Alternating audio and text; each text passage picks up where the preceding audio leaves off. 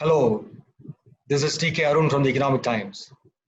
It is my pleasurable duty to welcome you all to this kickoff event of ET HR World, a new online community of HR professionals that the Economic Times is trying to bring together to exchange ideas, their experiences, draw insights, implement them, learn further, share that learning, and enrich the collective experience of the HR professionals in this country.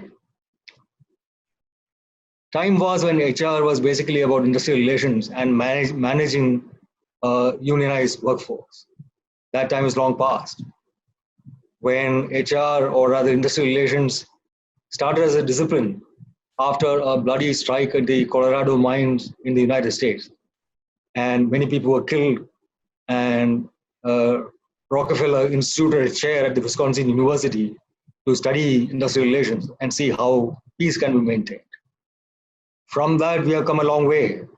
Today, the job of the HR manager is not maintaining peace, but in nurturing talent, finding the right talent, and ensuring that the individual goals, aspirations, and efforts of every individual employee, these are aligned with the corporate objectives and achievements, so that the company moves forward as one in ensuring maximum productivity and impact of every employee's work. Now, of course, HR has many different parts to it. There is recruitment, recruiting the right man for the right job is very important. There is learning and development. People have to be trained all the while. People have to acquire new skills. People have to be mentored. The career paths of individual employees have to be chalked out. And these are all very complex tasks. And HR professionals today are behavioral economists and psychologists. And today, many companies have a seat for the HR head at the CXO table. And this is a good thing.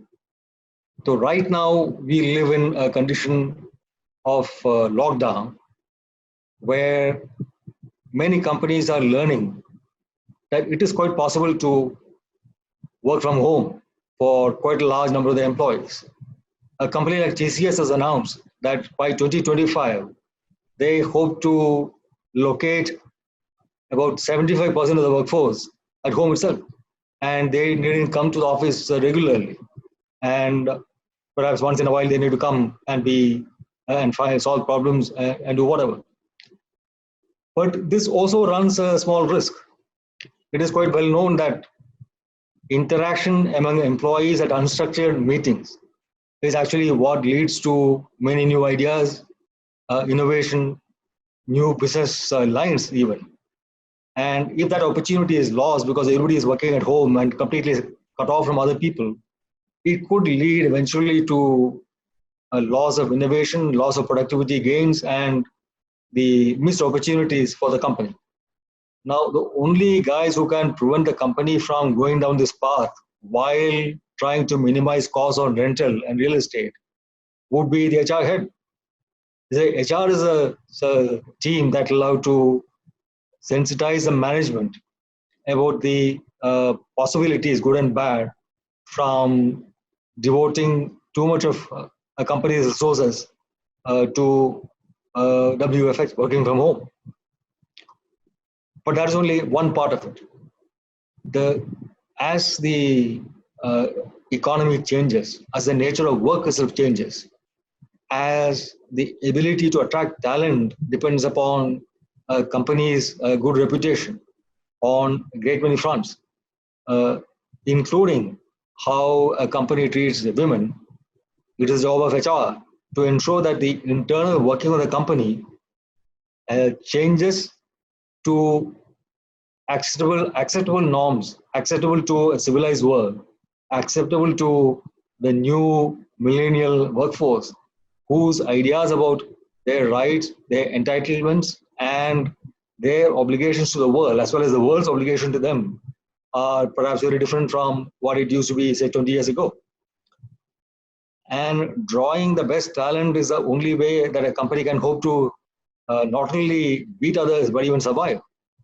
So it's a race for talent out there. And increasingly, that race for talent is global. The talent that your company is targeting might well be hid away by a global company. So it is a job of HR professionals to design various ways of structuring remuneration and non-monetary compensation, of which the work culture that your company offers a very important part to draw and attract talent and retain. Now, all this is part of the HR professional's job and will also be part of ETHR World's scheme of things. Of course, we are not going to tell you what you should discuss, what our events should be all about. It is for you to suggest. It is for you to tell us what events we should organize, what kind of interactions you would like to have. And we hope that you will set the agenda so that it can be, in turn, can serve you better as a platform.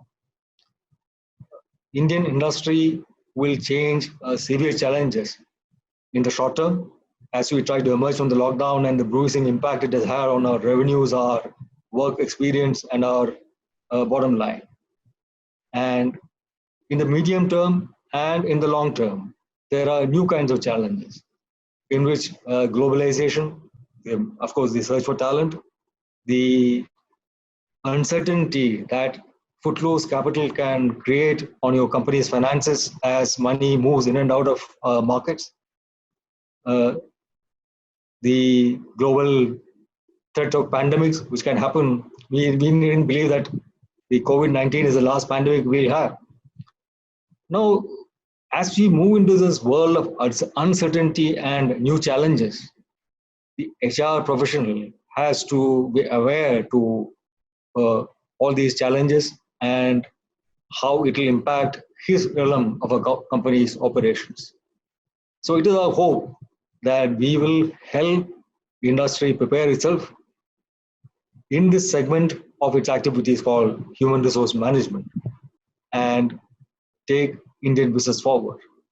I welcome you all to be an integral part of ETHR world and help us set the agenda for yourself, to interact amongst yourself and enrich Indian business to and take on the new challenges in the emerging world. Thank you.